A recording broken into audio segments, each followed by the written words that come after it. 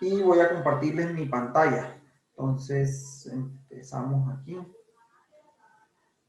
Estábamos analizando la vez pasada un ejercicio o los resultados de un experimento que más que un ejercicio de libro fue un experimento que se realizó en el CICAD por parte de dos ahora ingenieros químicos que hicieron su proyecto con nosotros y que investigaron la, el uso de nanopartículas para hacer emulsiones. En lugar de utilizar un agente surfactante convencional, pues se usaron emulsión, se usaron nanopartículas con una cierta funcionalidad química que les permitía pues, establecer el puente entre una fase oleosa y una fase acuosa. Entonces, en ese estudio se planteó un diseño factorial 2 a la 3 y las variables de entrada pues eran el porcentaje de aceite, el diámetro de las nanopartículas que se usaban como surfactante y la potencia de agitación. Estos eran los resultados que teníamos y ya de estos resultados los hemos trabajado, yo creo que con bastante ilustración para, para analizarlos en términos estadísticos. A ver, voy a buscar por acá, debería estar el análisis de varianza. ¿Dónde está nuestro? Vamos por aquí, estos eran los gráficos. Acá. Acá teníamos el análisis de varianza que habíamos hecho como el primer paso para analizar los datos. Y lo hicimos en ese momento con la metodología general que se aplica a cualquier diseño factorial. En esto hay que recalcar, la metodología que vimos primero para obtener esta tabla de análisis de varianza es una metodología general. Entonces, no importa qué tipo de diseño factorial yo tengo, yo puedo aplicar siempre esta metodología y calcular el análisis de varianza o calcular la tabla de análisis de varianza. De los resultados que teníamos del análisis de varianza se determinó que teníamos dos factores que tenían un efecto estadísticamente significativo al 95% sobre los resultados del experimento. Y los resultados del experimento están referidos a un parámetro que describe la distribución de tamaños de bote. El parámetro se llama polidispersidad. Habíamos determinado que tanto el porcentaje de aceite como el diámetro de las nanopartículas y la interacción entre esos dos factores tenían un impacto sobre el resultado del experimento. Luego habíamos hecho un análisis, a ver si es este, sí, este. Luego habíamos hecho un análisis gráfico para complementar la tabla de análisis de varianza y habíamos encontrado ciertas discordancias en interpretación. Sobre todo, bueno, teníamos que coincidía, por ejemplo, el hecho que, acá, voy a traerme los gráficos como para no tener que andar cambiando.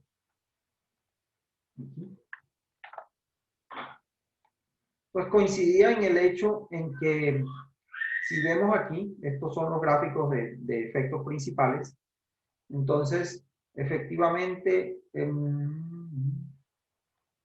teníamos que el porcentaje de agua, de aceite, tenía un efecto y que era el más fuerte de entre todos las variables principales del experimento sobre el resultado. Pero acá, me aseguro que esto está bien y esto está bien. Estos son los resultados. Entonces, también teníamos que la potencia de agitación no tenía efecto, que es lo que el análisis de varianza predecía. Veíamos que el diámetro de las nanopartículas podía tener un efecto en el gráfico, porque, sobre todo porque teníamos dos valores que cruzaban el promedio global. Y eso, de cierta manera, pues coincidía con el resultado del análisis de varianza. Y luego nos pusimos a analizar las interacciones entre entre los factores de manera gráfica. Para ese caso, teníamos que para el factor que me relaciona el porcentaje de aceite con el diámetro de la nanopartícula, parecía haber una interacción, aunque los gráficos pues daban una interacción que tenía cierto nivel de duda, porque en el gráfico recíproco, o en uno de los dos gráficos, teníamos un corte en un extremo. Sin embargo, pues dentro de lo que hacíamos el análisis de varianza, pues eso coincidía, porque en el análisis de varianza nos daba que esa interacción era significativa. En cuanto a la interacción entre los factores, entre el porcentaje de aceite y la potencia de agitación, entonces encontrábamos que teníamos dos líneas paralelas, y estas líneas paralelas sugieren o dan evidencia de que no hay interacción entre esos dos factores, lo cual coincide con el análisis de varianza, porque esto prácticamente su contribución a la varianza de todos los resultados pues es cero, de acuerdo con nuestros cálculos. Entonces esto coincidía muy bien realmente. No hicimos el otro gráfico, pues ese queda como de tarea para ver, pero en este caso teníamos una coincidencia buena entre los resultados del análisis de varianza y los resultados de los gráficos. Sin embargo, cuando analizábamos los residuales para este conjunto de resultados, por acá, teníamos cierto nivel de inquietud, porque parece que el supuesto de varianza constante pues no se cumpliría.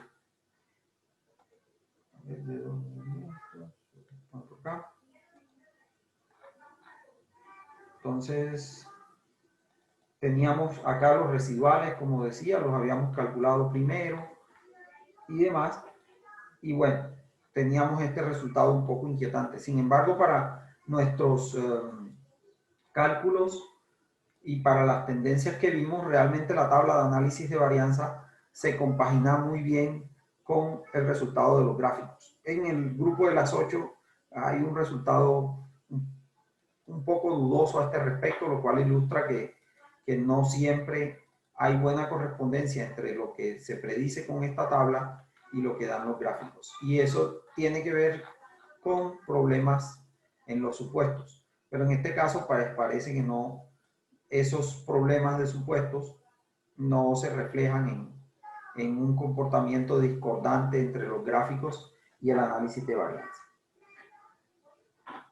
Como una metodología alternativa, habíamos planteado que como este es un diseño del tipo 2 a la 3, entonces se puede aplicar una metodología especial para los diseños 2 a la K.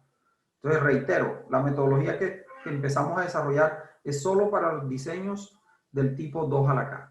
Entonces, lo que vamos a hacer es retomar nuestros resultados, que son estos, y ahora analizarlos utilizando una metodología que la podemos llamar pues metodología de Yates, y para esa metodología lo que vamos a hacer es primero codificar los niveles de las variables de entrada, y a partir de esos códigos hacer una tabla de signos. ¿Cómo es la codificación? Simplemente vamos a llamar al nivel que tiene, vamos a coger cada variable y vamos a separar los dos niveles en que se trabajaron, y vamos a decir que uno es un nivel bajo y el otro es un nivel alto. Al nivel bajo le vamos a asignar un -1 y al nivel alto pues le vamos a asignar un 1 positivo.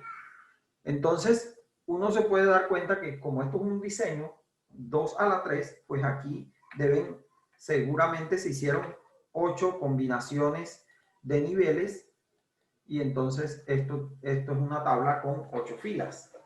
Y aquí pues en la tabla presentada con la metodología convencional, pues efectivamente se ve que uno tiene 1, 2, por 4, 8 bloques de resultados.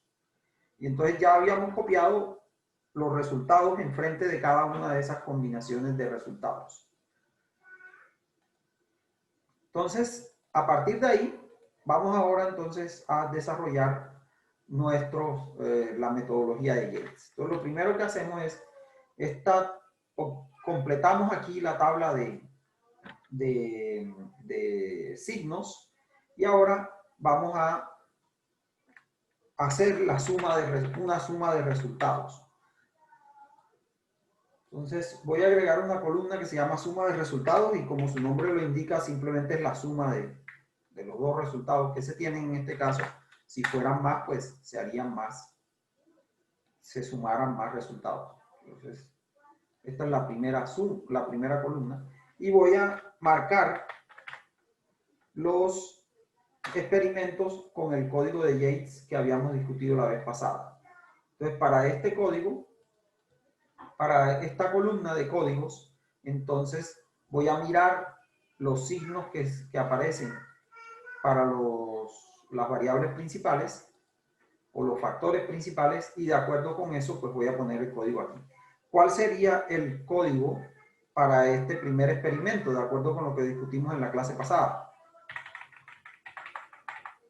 Aquí, este experimento que tiene todas las variables de entrada en su nivel bajo. ¿Cómo llamamos a ese experimento?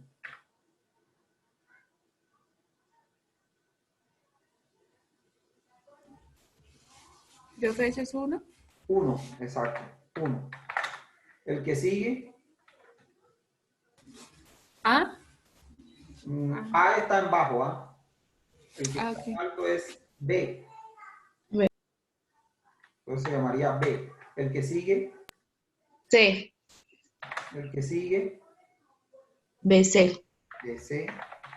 El que sigue, A, siguiente, AC, siguiente, AB, y el último, ABC. ABC.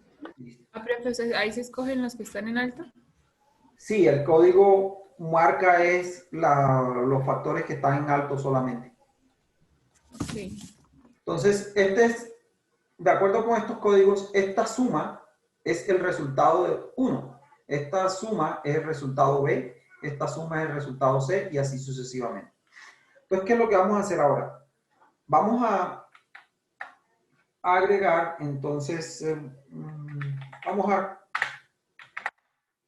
nombrar una nueva columna. Se me ocurre llamarla ahora resultados A, pero aquí la diferencia es que yo voy a multiplicar los resultados por los signos que corresponden al factor que estoy analizando.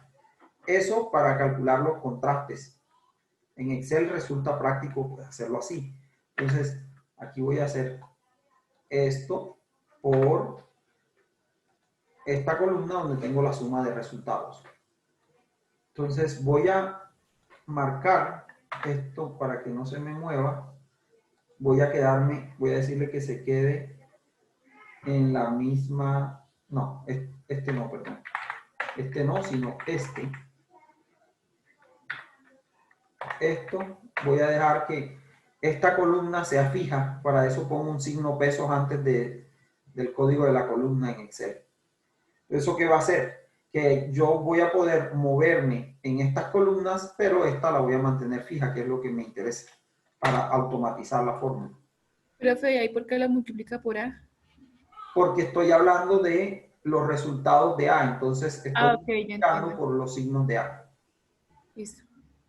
Esto es para facilitar ahora el cálculo de los contrastes, ya les muestro. Entonces, ya tengo los de A y ahora B, C, AB, AC, BC y ABC. Este sería B. Y entonces, fíjense que efectivamente multiplico el valor de del signo de la columna por el resultado que corresponde. Y así sucesivamente. Entonces, ya ahí me quedó bien.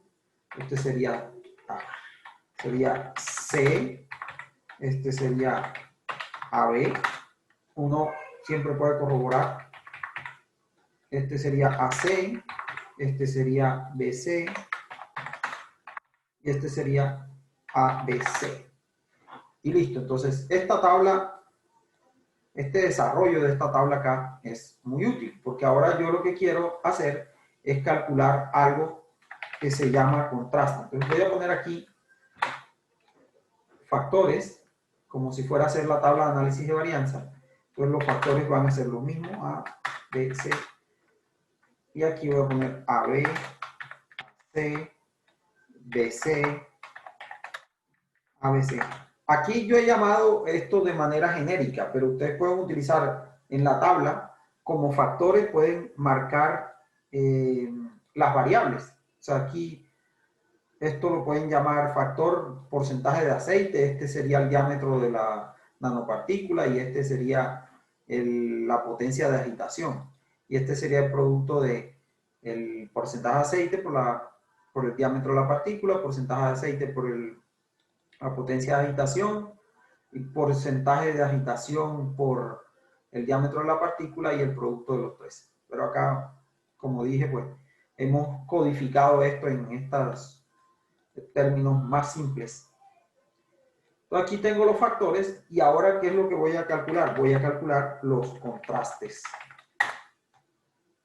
Entonces los contrastes son fáciles ahora que yo hice aquella operación porque son simplemente la suma de las columnas que yo hallé aquí. Eso es todo. Y puedo simplemente expandir la fórmula, pero claro, no lo hace bien, entonces tengo que revisar, corregir, mover a la columna que corresponde. Voy por AB, AC, BC y ABC. Estos resultados ya uno puede analizarlos. Y por ejemplo, aquí, ¿qué notan ustedes? ¿Cuáles contrastes son más grandes? Aquí les ayudo marcando este. Fíjense en el valor. ¿Cuál le sigue a ese?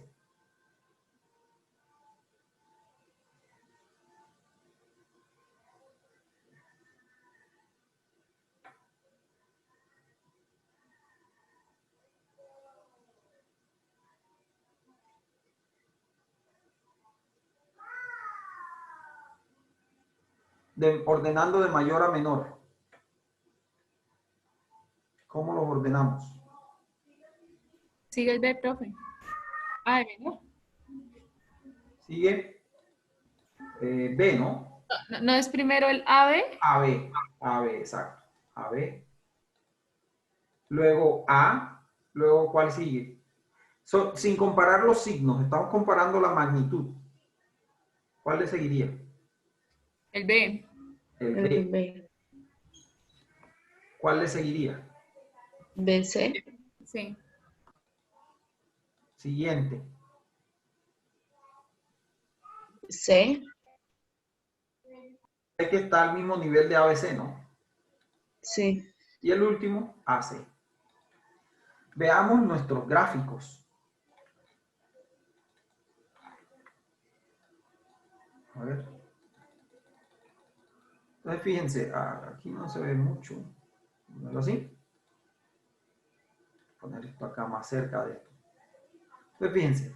Nos da que el contraste más marcado es el de AB. Veamos el gráfico de AB. Teníamos un gráfico donde hay dos cruces que indican que es muy probable que haya interacción. ¿Por qué? Porque pues, hay un cruce tanto en esta gráfica de la variable del diámetro del emulsificante por el porcentaje de aceite, como en el recíproco de ese gráfico. Entonces, esto realmente acá coincide que tenga un contraste relativamente o que sea el mayor. El siguiente contraste es el de A, que vemos de que de los tres factores principales, este es el que más se aleja del promedio global. Le sigue el de B. B es este, bueno, para que no haya confusión voy a cambiar este de sitio. porque B es el diámetro de las nanopartículas, y aquí también pues uno puede notar que este tiene los dos valores de los promedios y están atravesando el promedio global. Un signo interesante o típico que uno lo guía también es ver si los promedios están en lados opuestos del promedio global. Cuando eso sucede es más probable que yo tenga un efecto significativo, que de hecho aquí se vio el análisis de varianza, pues lo predice. Y el contraste también lo predice, porque este es el tercer contraste más fuerte. También noten que el signo de los contrastes le dice a uno algo. Fíjense que el contraste de A es negativo. ¿Y cómo es la pendiente del gráfico?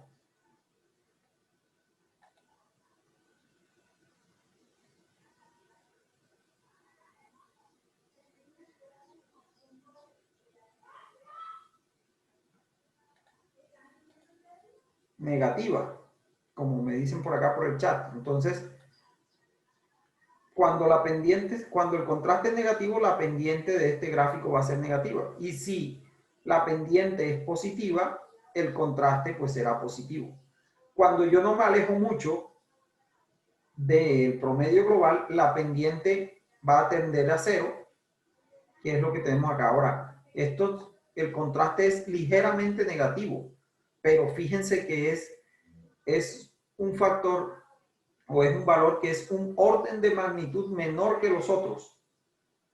O sea, 10 veces más pequeño que los otros contrastes, lo cual se refleja en que estos valores pues, están muy cerca del promedio global. Lo que a mí me debe plantear que estadísticamente pues esta variable no influye en el resultado que se obtuvo. Entonces, ahí tengo los contrastes y ya vimos que yo podría de hecho prescindir de los gráficos y con esto pues ya tener una idea de qué está impactando más el proceso, cuáles son los factores que controlan el proceso. Por supuesto uno necesita o es mejor hacer el análisis más robusto, entonces se calcula lo que se denomina efecto o se calculan los efectos. Los efectos son muy fáciles de calcular porque en realidad son iguales a al cuadrado de los contrastes no el cuadrado, al contraste sobre 2 a la k menos 1 por el número de réplicas. 2 a la k menos 1 por el número de réplicas. Que para el caso particular de este diseño 2 a la 3 será igual a contraste sobre 2 a la k menos 1 es 2 a la 2, 4 por 2. Y hay dos réplicas, entonces 4 por 2. Listo. Estos son los efectos. Entonces los efectos son simplemente múltiplos de los contrastes. Por tanto, las tendencias que acabamos de describir no van a cambiar. Cualitativamente no van a cambiar. Numéricamente, pues sí lo hacen porque tengo todo normalizado por el número. Ese sería la mitad de los experimentos. 2 a la k menos 1. Entonces, de aquí, pues, concluyo, me lleva a pensar en las mismas conclusiones que obtengo con los contrastes. Una cuestión de interés es, por supuesto, saber si con esta metodología yo puedo hacer la tabla de análisis de varianza. Pues la respuesta es que sí. Entonces, de hecho, la tabla se calcula de manera relativamente más sencilla. Entonces, vamos a copiarla por aquí. Resulta que esta tabla se puede calcular relacionando los contrastes con cada una de las sumas de cuadrados. Y se hace, como dije, de manera muy sencilla. La suma de cuadrados es igual al contraste respectivo al cuadrado,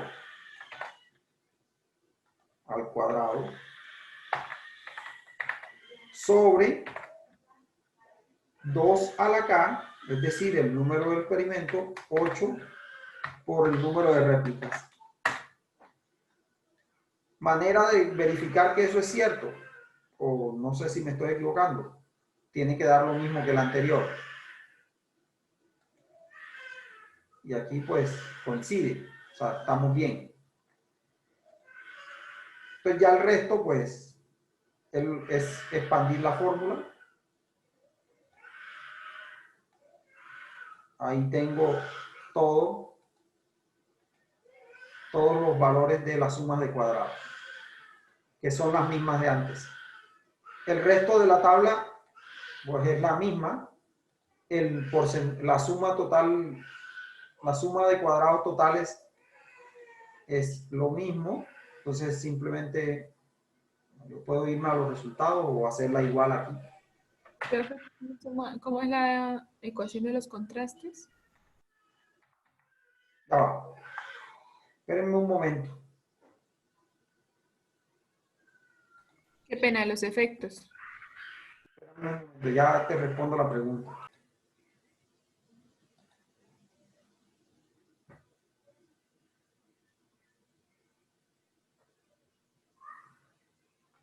No hay ninguna pregunta, todo está claro.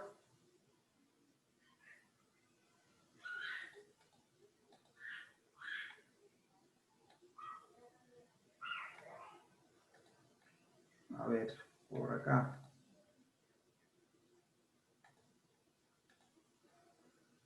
Todo claro. Entonces, recapitulemos hasta aquí. Los diseños factoriales corresponden a diseños en los que yo tengo la posibilidad de analizar todos los factores que pueda identificar y cambiar de manera aleatoria sobre la respuesta de un proceso.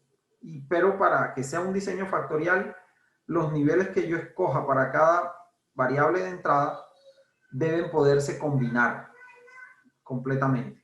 Entonces, eso es lo que evidenciamos con tablas de resultados como esta. Todos aquí se escogieron 2 niveles de cada variable y todos se combinaron. Entonces, eso me permite evaluar los efectos, no solo de las variables principales o de las variables de entrada del experimento, sino también los efectos de lo que denominamos interacciones, que no son más que desviaciones del comportamiento lineal habitual. Y para analizar los resultados de ese tipo de experimentos, si el diseño es factorial, cualquier factorial, yo puedo utilizar una metodología que ya hemos descrito, calcular una tabla de análisis de varianza donde determino el efecto de cada factor. Bueno, determino si los efectos de los factores son o no estadísticamente significativos a cierto nivel establecido de confiabilidad. Pero esa tabla o el cálculo del modelo de análisis de varianza, porque la tabla corresponde a la evaluación de un modelo en últimas, está sujeto a ciertos supuestos. Y yo tengo que comprobar esos supuestos. Yo no puedo evadir el hecho de comprobar esos supuestos porque, primero, el solo análisis me aporta información adicional que es valiosa. Por ejemplo, en este experimento, volvamos un poco a los residuales. En este experimento se evidencian ciertos cambios de la varianza que son importantes desde el punto de vista experimental y que ponen un poco en entredicho los resultados de la tabla de análisis de varianza. No los resultados del experimento, sino los resultados del análisis de varianza. ¿Por qué se pueden presentar cambios en la varianza en un experimento dado? Puede ser simplemente por un cambio en la sensibilidad del equipo de medición. Los equipos de medición siempre tienen intervalos garantizados de variabilidad. Es decir, siempre hay un límite inferior y un límite superior de detección. Entonces, en este experimento, por ejemplo, puede ser que para los resultados que se obtienen a un porcentaje de aceite menor, como ejemplo en este gráfico, aquí tengo residuales del porcentaje de aceite menor, Y para el siguiente porcentaje de aceite, yo noto que los residuales están más dispersos, son más amplios, mientras que al principio son residuales más pequeños.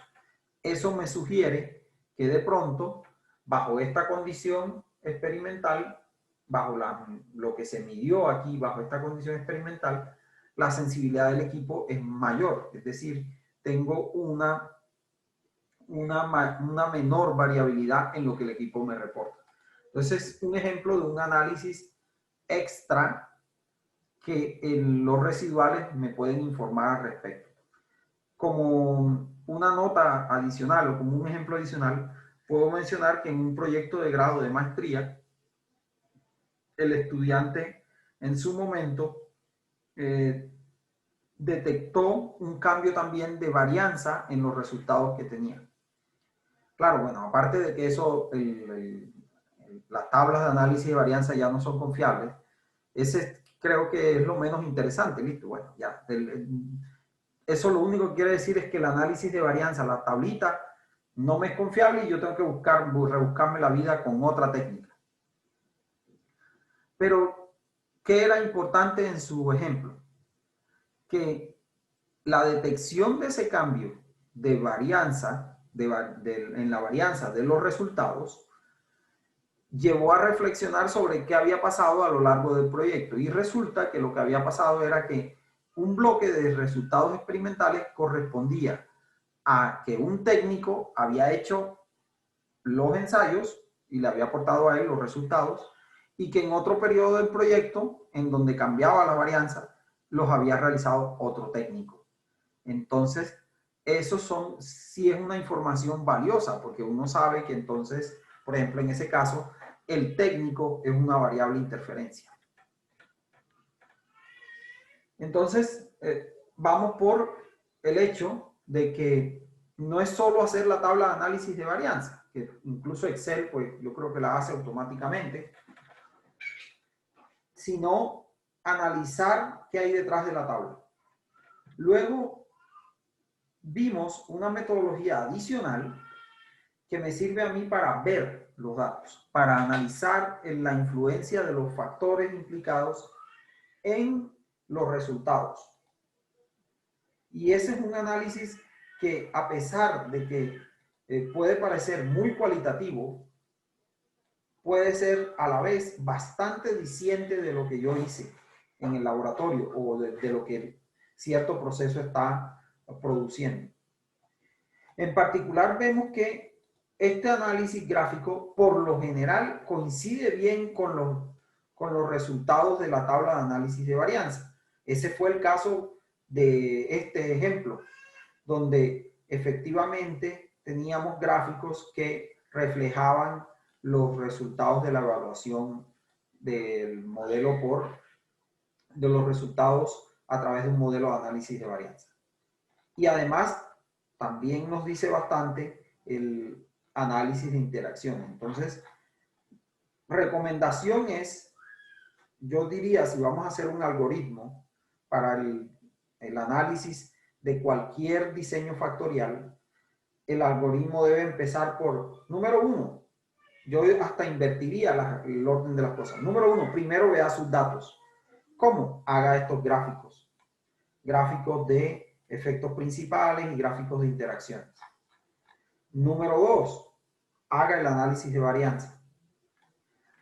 Número tres, correlacione lo que observó en sus gráficos con los resultados del análisis de varianza. Número cuatro, analice los resultados, los residuales del análisis, del modelo de análisis de varianza. Ahora, si yo tengo un diseño, ya no cualquier factorial, sino un factorial 2 a la K, el algoritmo anterior yo diría que se modifica de la siguiente manera. Número uno, tome los resultados y haga los gráficos. Ese paso sigue igual. Número dos, calcule los efectos de cada uno de los factores, como lo hicimos acá. Número 3, correlacione los efectos que ve con las tendencias que vio en los gráficos. Número 4, determine cuáles efectos son estadísticamente significativos a un nivel determinado y cuáles no. Es decir, haga la tabla de análisis de varianza.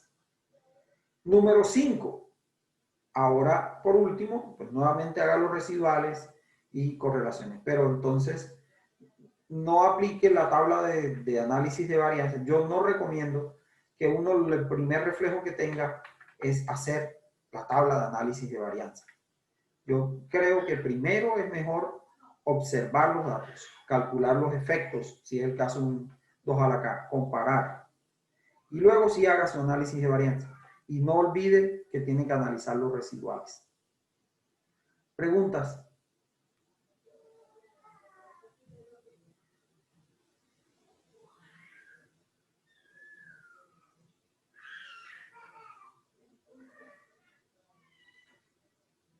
Voy a agregar un tema adicional, pero no es un tema completo, pero sí algo que vale la pena mencionar sobre la ventaja también nuevamente la ventaja de que el diseño implementado de experimentos sea del tipo 2 a la K, al respecto de la construcción de lo que se denomina un modelo de regresión. Pero antes de eso, pues vamos a hacer una corta pausa y nos vemos en 5 minutos. Bueno, de regreso. Un último punto que yo quiero resaltar y que serviría de hecho como punto de inicio para un curso de estos o una segunda parte de este curso, consiste en que uno puede relacionar directamente los resultados del modelo de análisis de varianza, sobre todo para los diseños 2 a la K, con los modelos de regresión. Los modelos de regresión son más cómodos para uno como ingeniero. Y la razón es la siguiente. Con el modelo de análisis de varianza, yo tengo que el resultado particular de cada experimento se puede predecir utilizando la siguiente relación. Una estimación del promedio global, de la media global, más los efectos de los niveles del primer factor. Vamos a hacer esto para 2 a la 3, que es nuestro ejemplo actual, más el efecto del segundo factor o de la segunda variable principal, más el efecto de una tercera variable de entrada, más ahora las interacciones dobles del modelo.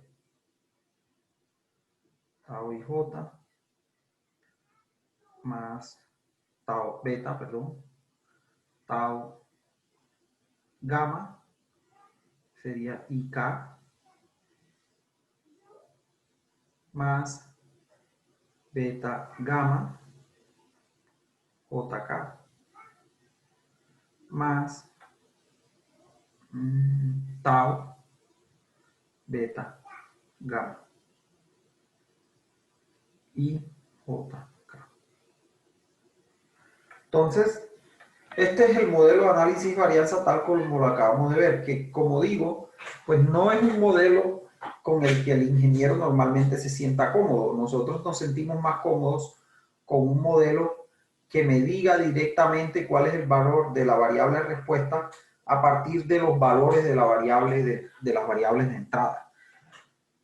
Es decir, nosotros normalmente vamos a preferir modelos de regresión. Entonces, en un modelo de regresión que sea o que es compatible con el modelo de análisis de varianza, lo que se hace es que las variables de entrada se organizan como X, como términos X. Entonces, en este caso, un diseño 2 a la 3, yo tendré X1, X2 y X3, y el modelo ya no me va a predecir, como aparece aquí, un resultado particular de una casilla, sino que va a ser un poco más arriesgado. Simplemente me va a decir que la respuesta en toda la zona de experimentación es igual a un factor, vamos a llamarlo beta sub 0, más, que sería el término independiente del modelo, beta sub 1 por x sub 1, beta sub 2 por x sub 2, beta sub 3 por x sub 3, más beta 1, 2, x1 por x sub 2, más beta sub 1, 3, x sub 1 por x sub 3, más beta 1, 2, 3, no, me falta un término.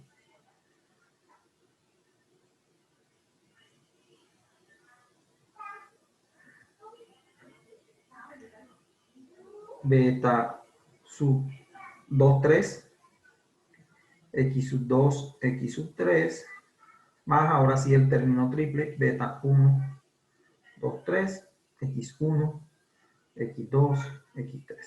Este es el modelo de regresión equivalente al modelo de análisis de varianza que nosotros hemos estado analizando para el experimento que dimos como ejemplo. Entonces, aquí, por supuesto que el reto es saber cuáles son los coeficientes de regresión. Cuánto vale beta 1, 3, beta 2, 3, beta 1, 2, etc. Resulta que, pues esto, para los diseños 2 a la K, es muy sencillo.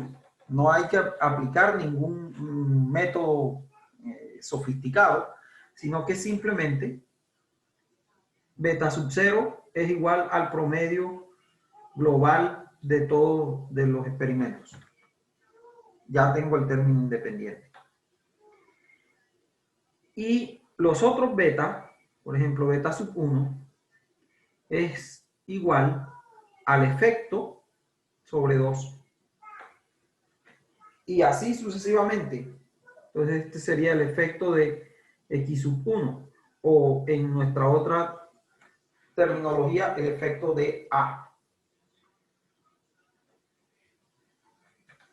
Entonces, siendo así, veamos que aquí yo puedo hacer una columna de coeficientes de regresión. Coeficientes de regresión. Entonces, aquí es donde tendría los betas, y esto sería igual a esto sobre 2. Y así sucesivamente. Y aquí me falta solo uno, que puedo llamarlo el beta sub 0, y que es el término independiente del modelo de regresión.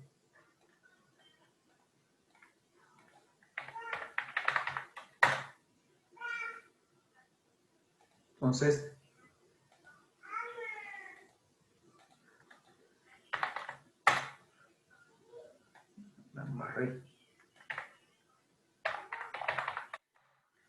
tengo beta sub 0 y los otros pues son los otros términos beta. Entonces, beta sub 0 es igual al promedio de todos los resultados, donde los resultados son estos. Entonces, en el caso de este conjunto de resultados o este experimento, estos son todos mis valores de coeficientes. Ahora, hay coeficientes de estos que no son estadísticamente significativos y esos pues coinciden con los que yo encuentro en el análisis de varianza. Entonces, por ejemplo, ¿cuáles coeficientes no son estadísticamente significativos? El de la presión de agitación, que sería el correspondiente a la potencia de agitación. Entonces, este coeficiente no es significativo estadísticamente. color gris. Bueno, vamos a ponerle un negro para que vean.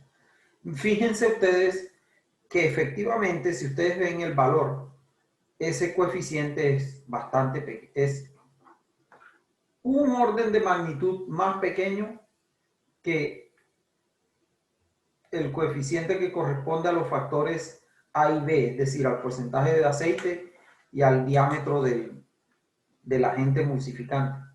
O sea, estos son un orden de magnitud mayor. Otros coeficientes, fíjense, el de la interacción AC, que sería el coeficiente beta 1, beta 3, tampoco es estadísticamente significativo y es bastante pequeño. Estos tampoco eran significativos estadísticamente. Entonces, realmente, ¿cuál sería el modelo de regresión correspondiente? De acuerdo con estos resultados, el modelo de regresión, voy a escribirlo acá, ahora se los muestro. Modelo de regresión de estos datos es 0,49 más, no, menos.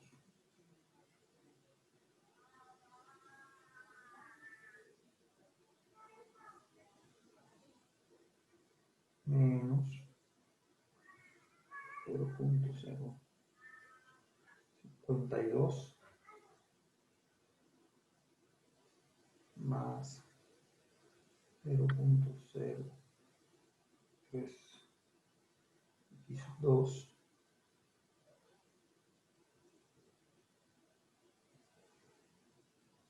menos 57x1 x2. Entonces, el modelo de regresión correspondiente es este, que como les he dicho, pues este es un modelo que es más familiar para nosotros como ingenieros y con el cual nos sentimos más cómodos. Una optimización, un proceso de optimización, pues consiste en sacar la derivada de este modelo. Entonces, por ejemplo, y' es igual aquí a menos, y bueno, hay que hacerlo con respecto a las dos variables, ¿no?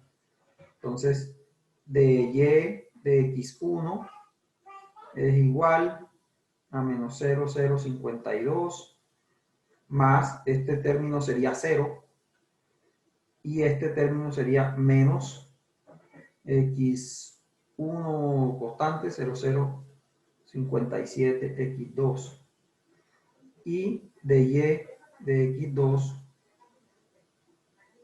es igual a 0,033 menos 0,057 x1.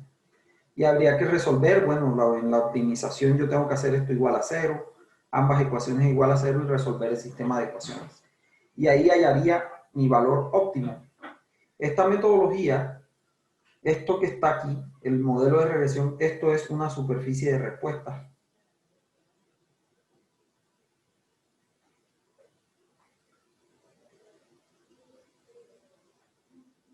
Y la expansión de la que habíamos hablado antes, consiste, la expansión en la experimentación, consiste en, por ejemplo, con estos valores que tengo acá, yo hallaría un óptimo, un x1,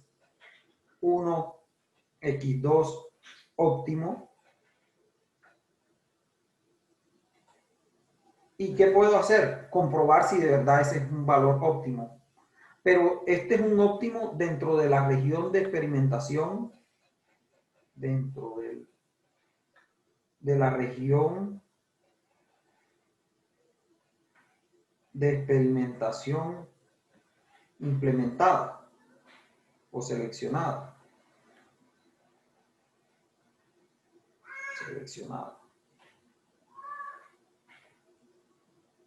Entonces, ¿qué es lo que necesito yo? Normalmente, pues ampliar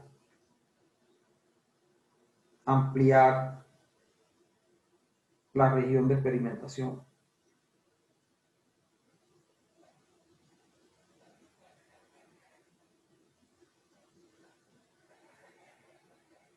Entonces, ampliar, por ejemplo, significa desplazar uno de los puntos, uno de los niveles. Entonces, por ejemplo, yo puedo ir más hacia afuera. Entonces, si aquí en este mismo experimento, yo experimenté con hasta 50% aproximadamente de aceite.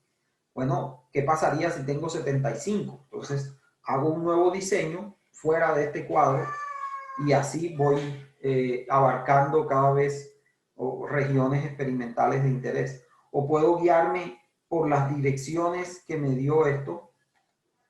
Entonces, yo sé, por ejemplo, aquí en mi gráfico, yo sé que si esto, al aumentar el porcentaje de aceite, la polidispersidad baja. Entonces, yo puedo preguntar, si es de mi interés seguir teniendo una menor polidispersidad, pues expando el experimento hacia acá.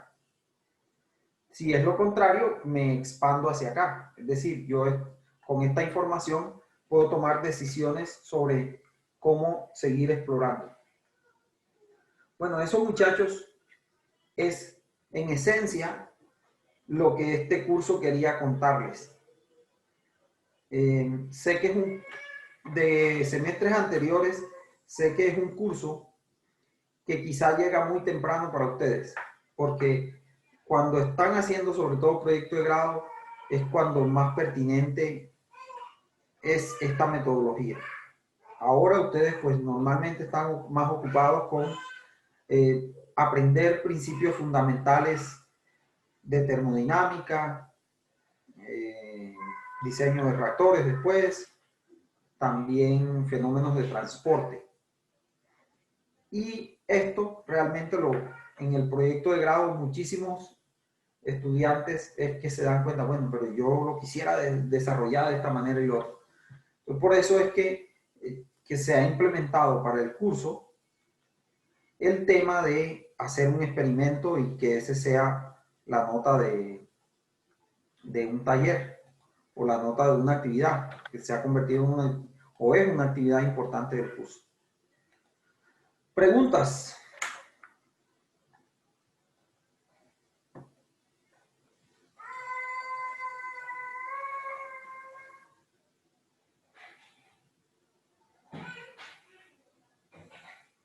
¿No hay ninguna pregunta? Bueno, la otra semana entonces les decía, si no está abierto el salón de Zoom, si no está disponible, yo les envío un enlace para conexión por Google Meet donde puedan hacer las consultas que quieran sobre el desarrollo del reto 2. En la tarde, bueno, esta tarde no puedo hacerlo esta tarde, pero antes de que acabe la semana deberán tener ustedes más notas de talleres y la definición pues de toda la tablilla de calificación, donde solamente quedaría pendiente pues ponerles el reto 2, que es la luz verde para avanzar. Les voy a solicitar que llenen una encuesta muy sencilla sobre el curso y sobre sus impresiones del curso y qué aspectos van a mejorar. No hay en la encuesta, no hay ningún punto de califique de 1 a 5 ni nada de eso. Son 5 preguntas abiertas y que para las cuales pues me interesa tener su opinión con el ánimo, como digo, de mejorar, sobre todo en esta modalidad nueva que a todos pues nos ha puesto a hacer cosas diferentes. Muchachos, no sé si haya preguntas antes de despedirnos.